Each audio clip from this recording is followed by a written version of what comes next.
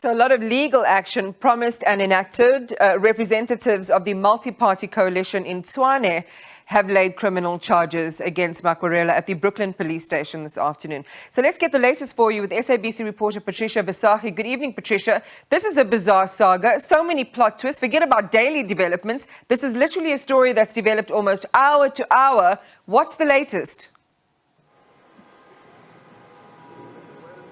Well, Iman, good evening to you and to our viewers. It is certainly a whole movie that is playing out here in the capital city as the political war intensifies by the day. And this for the mayoral position. Of course, the COPE member, Dr. Makwarela, has technically embarrassed everyone. We've heard the ANC, of course, saying that they feel ashamed, including his own party saying that they distancing themselves from his actions, and they really just don't understand how all of this has happened. And the city of Tshwane saying that they feel that brand Tshwane has really been dented, and from here they will have to do so much work to restore the dignity and the integrity of this municipality. A whole lot of work that needed to be done has not been done as they've been fighting for this mayoral position.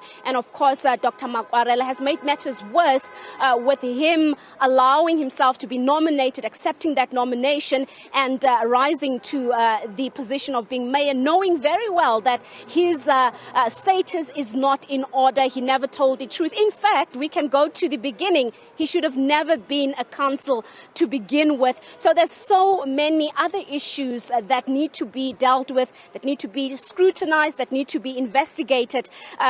A lot of important decisions that were made in council while he was, of course, the speaker. He approved these decisions. And the city of Tshwane is saying that they're now looking for legal advice. They're seeking legal advice to look at how exactly will they be dealing with the decisions that were taken under Makwarela when he was a speaker, as of course this can now be contested in any court of law. Some of the parties in council can actually now go to court and say, but this decision can no longer stand. It needs to be reserved because it was actually approved by somebody who was never fit to be in council. But of course, COPE again expressing their dismay. I'm joined by one of the COPE seniors here. Of course, she is familiar to all of us, Colleen Makhubele. She is the speaker in the city of Johannesburg, of course, council there. Share with us. Are you adding your voice to the disappointment that we've heard from Mr. Bloom here and, of course, Mr. Madisha? Thank you so much and good evening to the viewers. I'm here representing, of course, the city of Johannesburg as well as a region, to stand with the region of Tshwane in this time and to also to stand with the leadership of COPE in this time. I think this is the time for us not to add to shame and embarrassment that has been expressed. This is the time that we need to rebuild the confidence of the people that have voted for us in the party. I think it's very important that we understand that even in any family, if a child errs, the parents will take action against them. Action has been taken from the party. He is no longer a member of the party. He's been removed from IEC. He's no longer a councillor as well. He has resigned. But right now is to assure our voters and to assure the public that, listen, it is not a reflection of Congress of the People as a party. This is a reflection of somebody's character. You can hire a person today, they can come for an interview, present the best of themselves on paper and show you what you want to see on the day of interview and maybe a couple of months after that. But you can't control their behavior in a year's time when a challenge hits. And I think we have to look at this in that context. COPE has very good vetting processes. COPE has done its job over the years very well.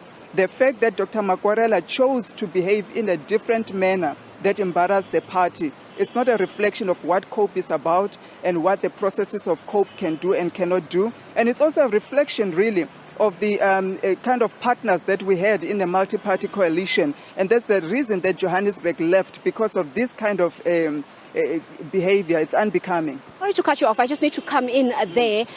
Those who are saying that COPE cannot be trusted, they in particular have referenced you so many times about what happened in the city of Johannesburg and now this big scandal here in the city of Tshwane. There are people who are saying, in particular those in the multi-party coalition, saying that COPE cannot be trusted. You keep on serving them these curveballs and you are looking out for your interests instead of that of the collective. How do you respond to that?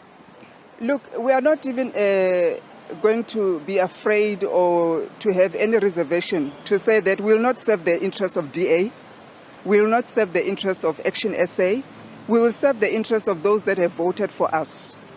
And we're with the multi-party and they did not serve the interest of our voters.